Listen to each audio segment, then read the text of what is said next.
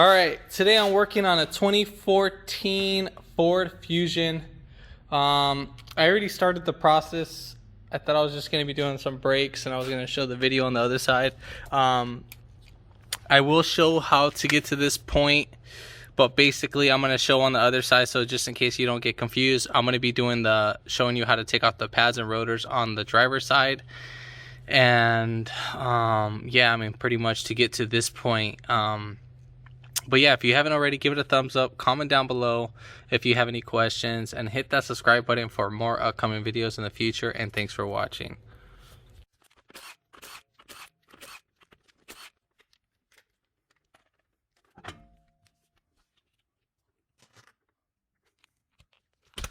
Also, one thing I forgot to mention, jacking up points. I jacked it up from the front subframe.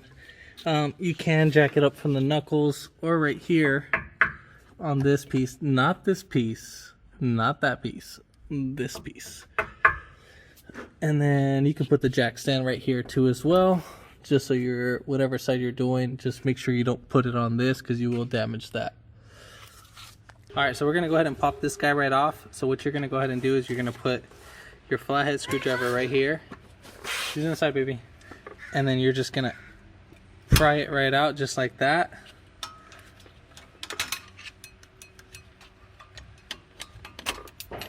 And voila, so that's out. You're gonna have two little caps right here. You gotta pop those out. You can use a flathead. You're gonna have one up on top, so there's that one, and then the other one's on the bottom. Then inside of these guys, you're gonna have a 7mm hex. That's what we're gonna need to take it off. So 7mm. If I can get that to focus. So it's a 5-point hex. Put that right in there.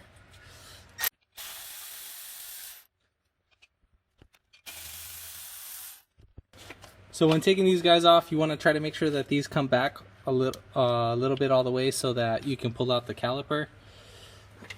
And I like to get the initial start of compressing it a little bit. So we'll just use the flathead screwdriver just to kind of pry back with the rotor. This will make it easier to pull out the rotor, or the caliper I meant.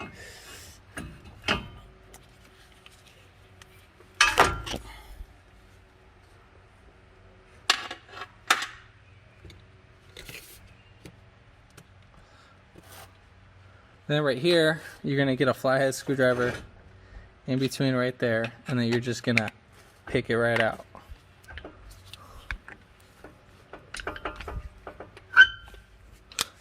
Sorry, I didn't see that. I thought there was a little gap right there. So we'll just do this one. If it didn't want to come out, you can just tap it with a little hammer. It'll pop right out. And then for this guy, you just pull right back. Now, to compress the caliper, you can go to your local auto parts store, rent the tool. The part number is going to be 27111. It's a brake caliper pressing tool. In my case, I'm just kind of being a little bit lazy, so I'm just going to use something to compress the caliper. You can use some channel locks or something.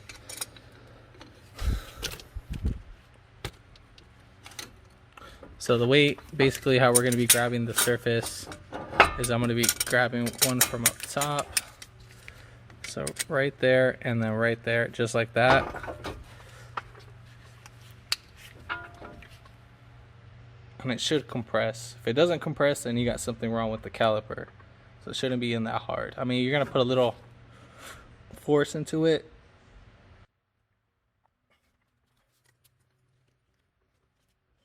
Now let's say if your boot is sticking out just like that, what you can do is you can just peel it back just a little bit. Right there. What we're doing is that we're kind of separating it from the caliper itself, just so we can release all those little air pockets as we compress it, because it gets, over time, it'll it'll suck in some air, so you don't want this catching on the the disc itself. So let's clean up our area. So now we're ready to pretty much take off our caliper bracket. So those are going to be two 18 millimeters. So you're going to have one right there up on top, and then the other one's on the bottom.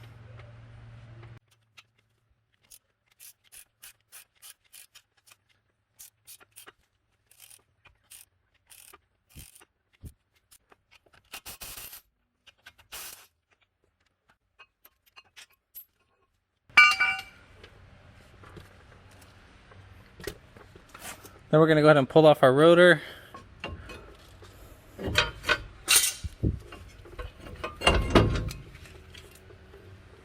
Alright, so first things first, basically how to tell your wheel bearing's bad.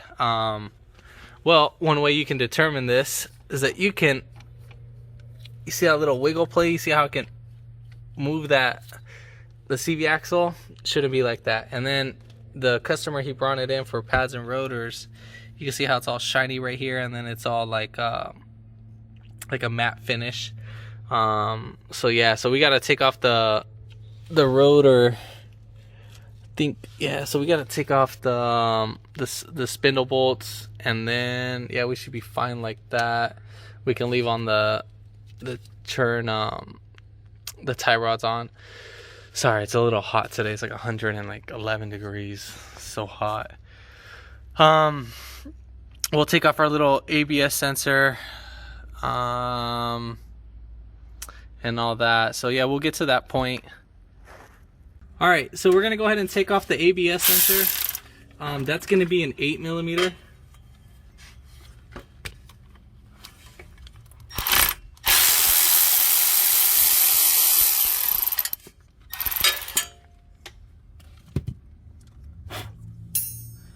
And then when taking off this sensor, you just spin it back and forth. Do not pull the cable or anything like that.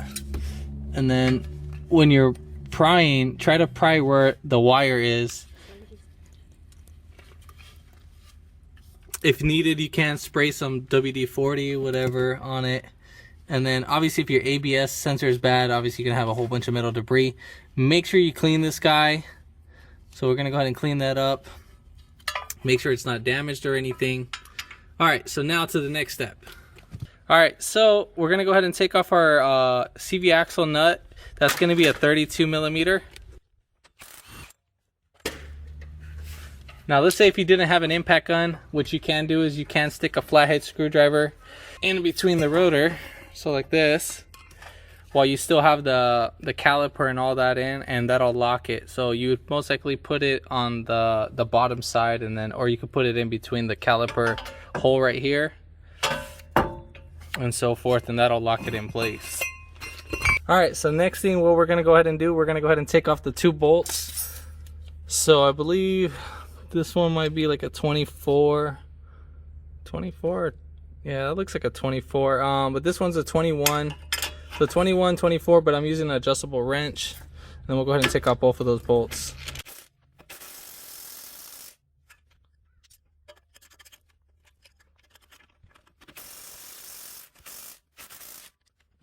I didn't know, but you're actually supposed to be loosening it from the 24 millimeter. It is what it is at this point, because you have these guys right here. This will lock it into the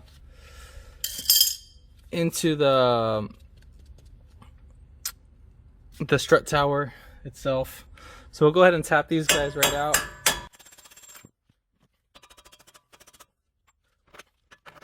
So now we're gonna go ahead and you just kind of pull back the rotor just a little bit, just like that, and you can separate it from the spindle. So we'll just push that like that to the side.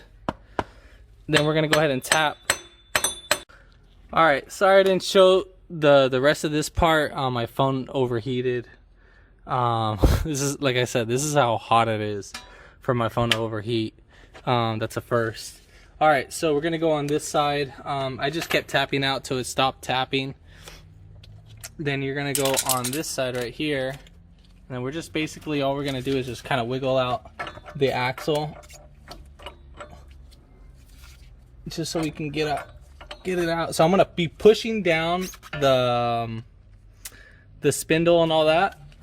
So we'll push it down until we get out the axle, and then we're gonna go ahead and take off these. There's four 15mm bolts. So we got one right there. There's the second one right here, third one, and then the fourth one right there.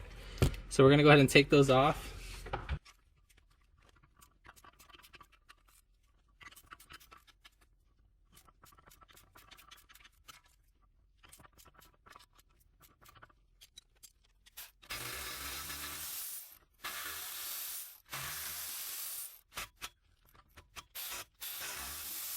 Alright, so after pulling all that out, the wheel hub should come right out, just like that. And then you can spin this guy right here. I don't know if you can hear all that bearing noise, but it's pretty shot. You can see how it's wearing out right here. So this is done and all that. So, but yeah. So we need to clean up our little area right here. It's gonna make a huge difference. So we need to clean up right here. So clean up all this. We'll use a wire brush, some brake cleaner. I'm not gonna show that part. That's just common sense. So just, you want this all nice and clean. For the right here, if you want, you can put wheel bearing grease, any type of lithium grease, electric grease, just for the next time if this ever does happen, that the wheel hub assembly will come out pretty easy.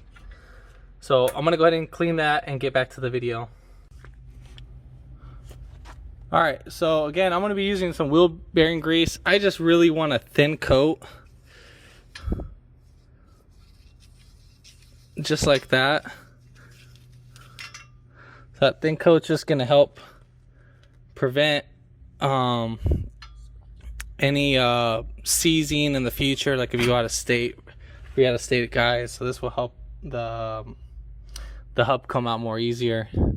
Alright, so now we're gonna go in for the install. There's really no right or wrong. It can only go in either two ways, so up or down, but you can't put it in sideways like that. So we'll go ahead and install that, and we'll start off with the threads from the back. Make sure you thread them in all by hand.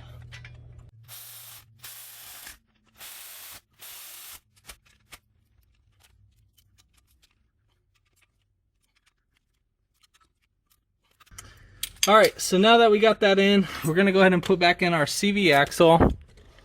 So as for my CV axle, I don't know if you noticed that I have this green thing in. Make sure there should be nothing right in between that. This actually came off the old wheel bearing, so this is not supposed to be on there. It's just supposed to be the axle itself. Clean up your axle if any grease came onto it.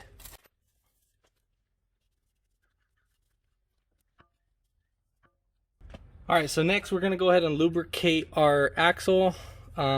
This is just, again, to help out the axle from seizing up inside the hub assembly itself. So we got that all lubricated.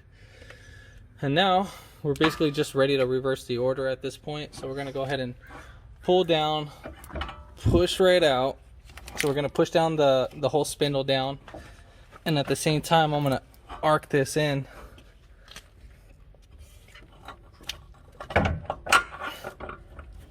Just like that. And then at the same time, and then you're going to go ahead and just spin in until it either grabs. You can either spin in the hub, but it went in pretty easy. So we're going to go ahead and put in our CV axle nut. And we'll tighten this later, just not right now. So we'll go ahead and put in our spindle. Push down on it.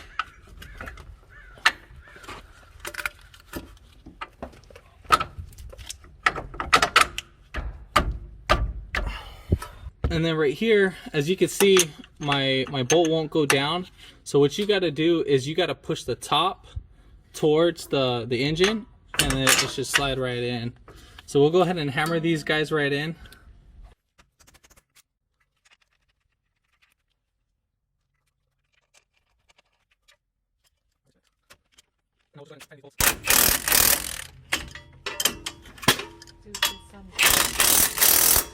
Alright, now we're going to go ahead and put on our ABS sensor. We'll just clean up that little area, remember.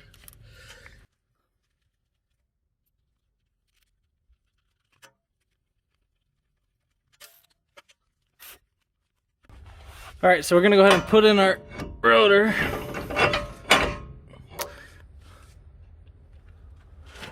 Then we're gonna go ahead and put in our caliper bracket.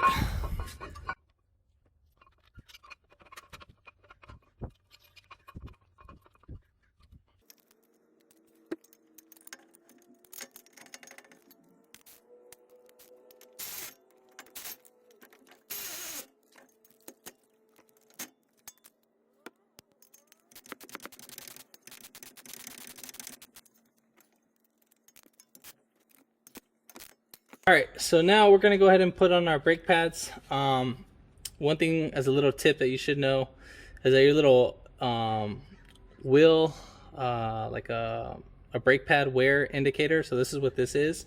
This needs to go on the top. So we need this facing up on top, just like that. So we can't have it any other way. But just so you know. All right, so now next thing what we're gonna go ahead and do, we're gonna go ahead and lubricate our contact points. So right here, we gotta lubricate that.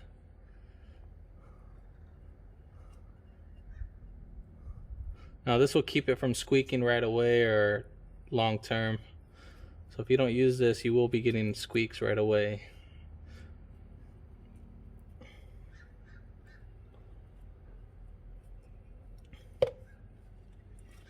So we'll put in this pad first.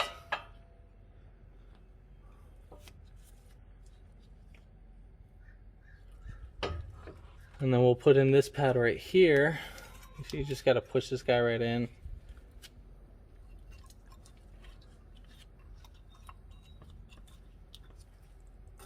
So we'll start off with the bottom right down there first.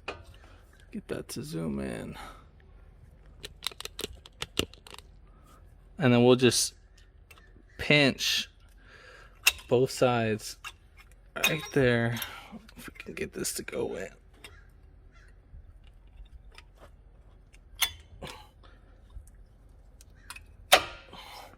You just got to use a little force to get that in. Make sure you clean up your little area. Make sure no little debris got in there. We'll go ahead and just put in our pad. Make sure you pull out your pins. Just like that. So make sure that these guys are out so that you can fully seat it. Because if it's not seated in, then you'll have an issue. Alright, so now that we're in, just go ahead and thread them in by hand.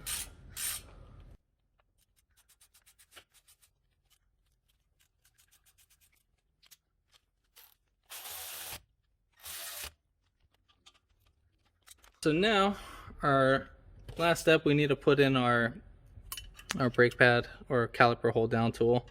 So basically we're going to start off on the top. Make sure that this piece is inserted in as you're doing it. And then as you're pulling this guy right down, make sure you try to keep it as close as to the caliper as possible. So when you get this guy in, that you can hold it with your thumb. And then as you're holding it with your thumb, then you can go ahead and pry this guy right back.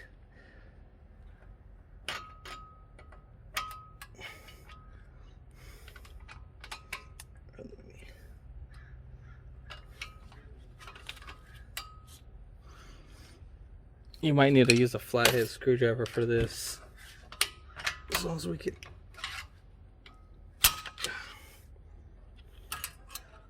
Let's see, we'll try it the other way. We'll try both just like that. We'll...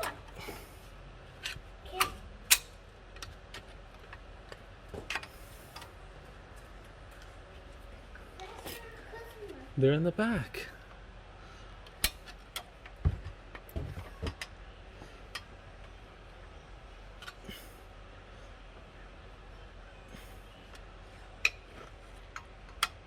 So yeah, that's just how we're gonna do that one. So we can. They're outside.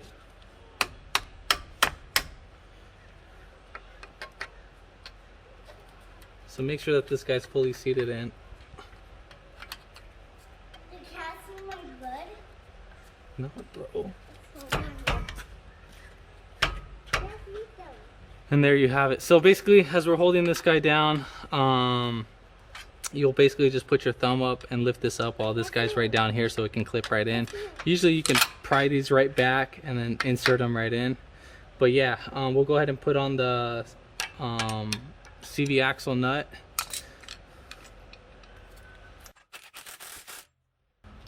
And then don't forget your little wheel caps.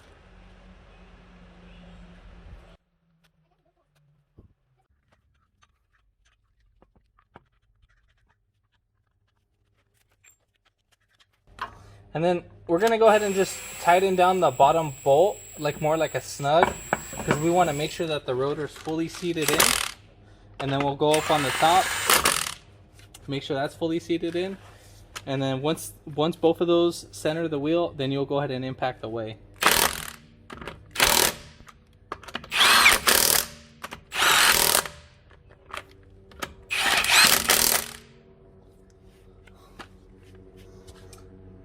But yeah, if this video helped you out, give it a thumbs up, comment down below if you have any questions, and then hit that subscribe button for more upcoming videos in the future, and thanks for watching.